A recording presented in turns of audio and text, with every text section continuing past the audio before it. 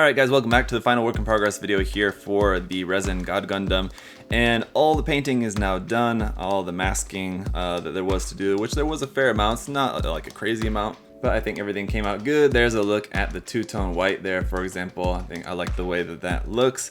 And a couple of other parts, like just had to do the masking on that part there, and then just went ahead and glued in the vent parts there. So we'll need to do a little bit more painting in the inside of there and a little painting on here. But as you can see, everything's looking very shiny now because I'm ready to do some panel lining on these. So I gave them all a gloss top coat and now ready to go in and do some panel lining. So on all the blue parts, I'm going to be using black, and on all the red and yellow parts, I'm going to be using brown.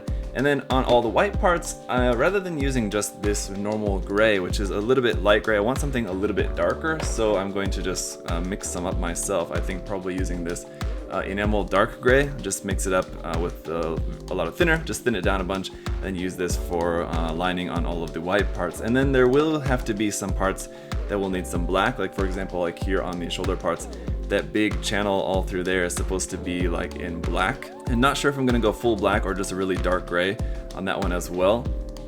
I'm thinking to just do that in just like a German gray or something really dark, but we'll see. For the time being, anyway, let's just get started on some panel lining. So yep, just gonna be as simple as mixing some Tamiya color enamel thinner X20 in with some of the paint here. Make sure that's mixed up really good to just thin down the paint so it's really thin, and then it'll flow into the lines here really well. And just using a simple brush here, really doesn't matter the type of brush. This one, with the brush I was using for this was from SMS Hobbies too, one that I've used before. And then it was just time for some detail painting once all the panel lining was done and all cleaned up. Just did some detail painting using some metallic gray and some dark gray there as well. So it just took a little bit of time and not really a ton of detailing on this kit. For the most part, a lot of the detail painting was just like painting on the back side of different armor panels, like on the back side of the skirting armor and stuff. Then for the decals, I wasn't sure if I was going to be able to use the decals that were included with this kit, because a lot of times, you know, some included decals can not be good sometimes, but after trying these out, the first few, it was clear to me that these were pretty good. They actually went on really nice. The decals for these, they were really thin. The printing was pretty good.